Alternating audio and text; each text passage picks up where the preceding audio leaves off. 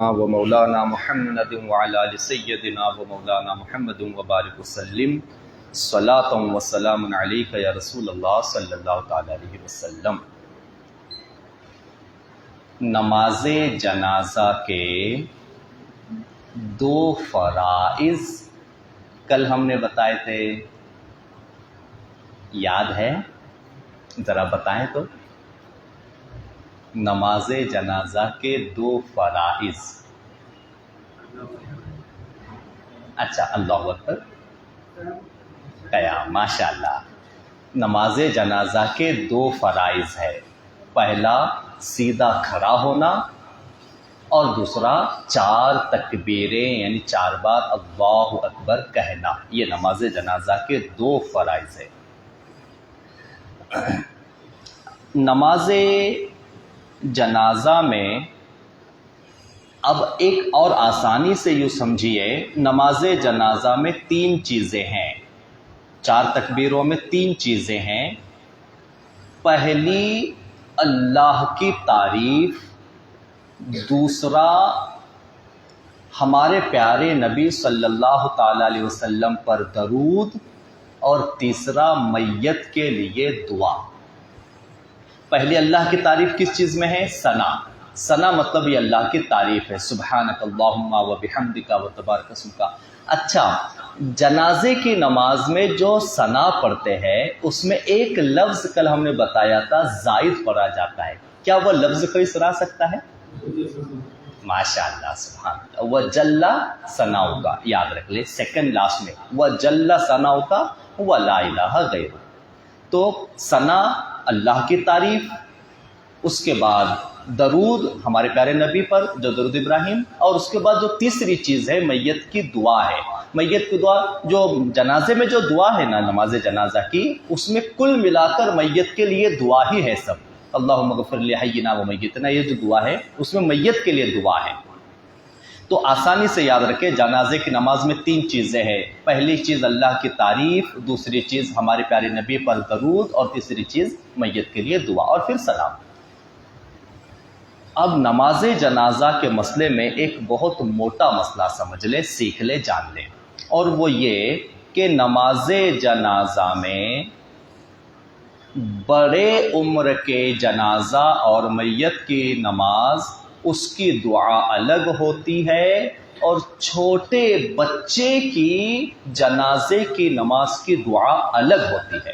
یہ ہمیشہ یاد رکھیں، نماز جنازہ میں بڑے آدمی کی جنازے کی نماز اور چھوٹے بچے کی جنازے کی نماز کی دعا الگ، طریقہ ایک ہی ہے، طریقے میں فرق نہیں ہے، بس دعا الگ الگ ہے۔ آپ جان کے خوش ہو جائیں گے دعا الگ کیوں ہے، کیسے ہے۔ جو بڑے آدمی کی جنازے کی نماز پڑھی جاتی ہے تو اس میں جو دعا پڑھی جاتی ہے جنازے میں، تو وہ میت کی بخشش کے لیے دعا پڑھی جاتی ہے، اللہم اغفر لحینا و میتنا۔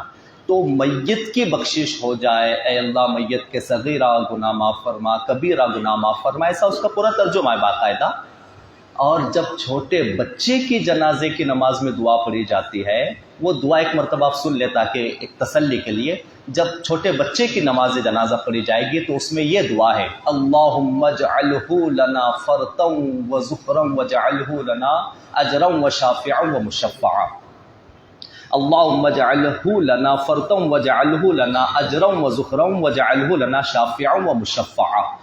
تو یہ چھوٹے بچے کی نماز جنازہ، یہ جو دعا ہے اس میں، یہ وہ دعا میں بچے کے وسیلے سے ہماری بخشش کی دعا ہے، بچے کے لیے بخشش کی دعا نہیں ہے، اس بچے کے وسیلے سے ہماری بخشش کی دعا ہے۔ اور جو چھوٹے بچے کی نماز جنازہ میں جو شریک کرے، چھوٹا بچہ دیکھیے، چھوٹے بچے، نابالغ بچے کی نماز جنازہ میں جو شرکت کرے، تو جو جنازہ نماز میں شرکت کرے گا، جو پڑھے گا، اس کی بخشش ہو جائے گی۔ اچھا، چھوٹے بچوں کے میت کے کچھ مسائل ہیں، اس کو سمجھ لیتے آئیے۔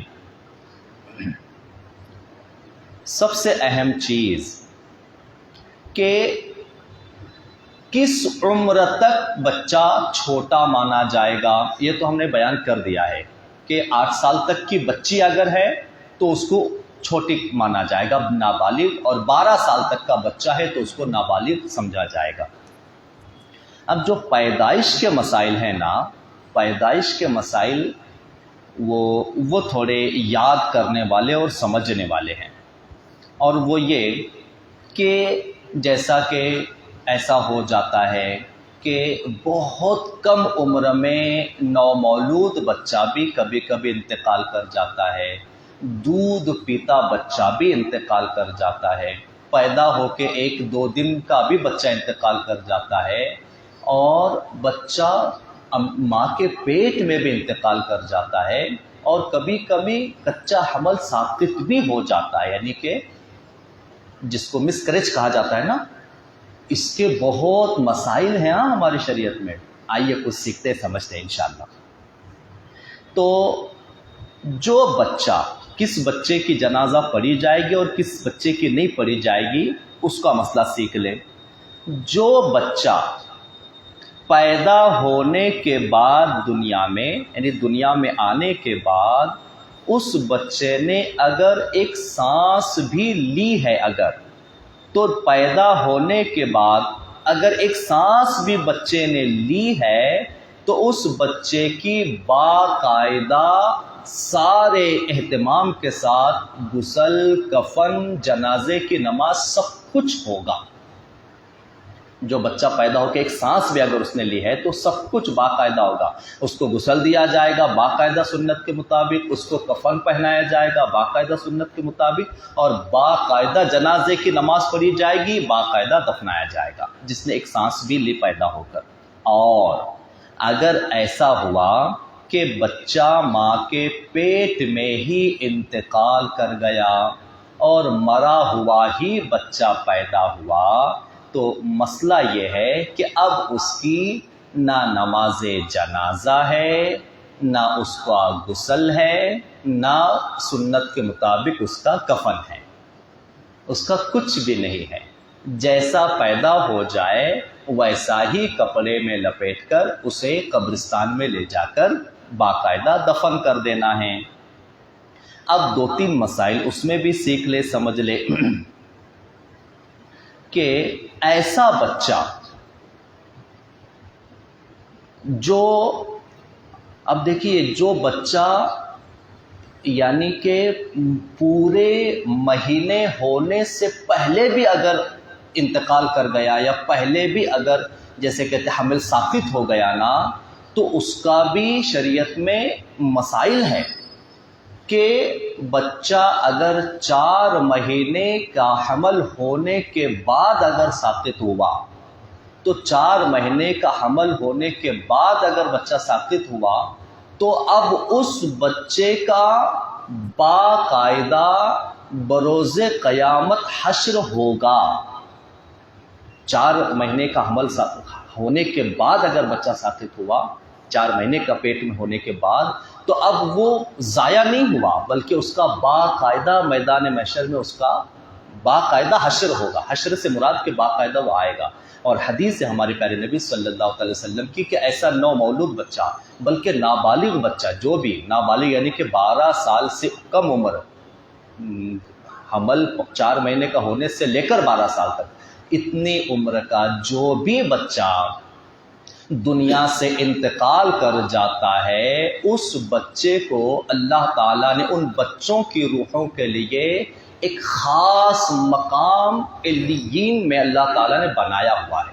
تمام بچوں کی روحیں اسی جگہ رہتی ہے، اور جب قیامت کا دن آئے گا، یہ حدیث ہے، صحیح حدیث، جب قیامت کا دن آئے گا تو وہ بچے جو ایسے انتقال شدہ بچے، وہ قیامت کے دن میدان محشر میں اپنے ماں باپ کو ڈھونڈیں گے، تلاش کریں گے، اور اپنے امی ابا کو تلاش کر کے ہاتھ پکڑیں گے، ہاتھ پکڑ کر اللہ کی بارگاہ میں سامنے لے جائیں گے، اور اللہ کی بارگاہ میں سامنے لے جا کر اللہ کی بارگاہ میں ان کی بخشش اور ان کو جنت میں لے جانے کے لیے اللہ سے جھگڑیں گے۔ یہ حدیث میں ہے، لڑائی کریں گے، کہ میرے امی ابا کو جنت میں لے جانا ہے، اور اللہ تعالیٰ ان بچوں کی قبول شفاعت سفارش قبول فرمائے گا اور بچوں کو کہے گا کہ تم اپنے امی ابا کو جنت میں لے جاؤ، تو بچے ہاتھ پکڑ کے ماں باپ کو جنت میں لے جائیں گے۔ تو لہٰذا چھوٹے بچے کی پیدائش کا یہ حدیث میں یہ باقاعدہ تفصیل موجود ہے۔ تو اب اس میں ایک مسئلہ یہ لکھا ہوا ہے کہ 4 مہینے کا حمل ساقط ہو، 4 مہینے کے بعد جو حمل ساقط ہو جائے تو ایک چیز ہے جو ہمیں معلوم ہی نہیں یا جو ہم سے مس ہو جاتی ہے، جو ہم علم نہیں ہونے کی وجہ سے ہمارا خیال نہیں ہوتا، اور وہ یہ کہ چھوٹے عمر کا یا ایسے جو بچے پیدا ہوتے ہی انتقال کر جاتے ہیں، پیٹ میں انتقال کر جاتے ہیں، یا 6 مہینے کا 7 مہینے کا حمل ساقط ہو جاتا ہے، تو شریعت کا مسئلہ یہ ہے کہ ان بچوں کا نام رکھنا چاہیے، اور اکثر ہم یہ نہیں کرتے کہ جیسے بچہ ماں کے پیٹ میں انتقال کر کے پیدا ہوا 6 مہینے کا، یا حمل ساقط ہو گیا 4 مہینے کے بعد، تو ہم نام رکھتے ہیں، ہم کو معلوم ہی نہیں ہے، جبکہ شریعت کا مسئلہ ہے کہ ان بچوں کا نام رکھنا چاہیے۔ کیوں رکھنا چاہیے؟ کیونکہ اس میں اس کتاب میں بھی صاف طور پہ لکھا ہے کہ بروز قیامت وہ بچہ اپنے نام کے ساتھ محشر میں آنے والا ہے۔ ان اللہ وملائکتہ یصلون علی النبی یا ایھا الذین آمنوا صلوا علیہ وسلموا تسلیما اللہم صل علی سیدنا و مولانا محمد وعلی آل سیدنا و مولانا محمد وبارک وسلم صلاۃ و سلام علیک یا رسول اللہ صلی اللہ علیہ وسلم۔ سبحان ربک رب العزۃ عما یصفون۔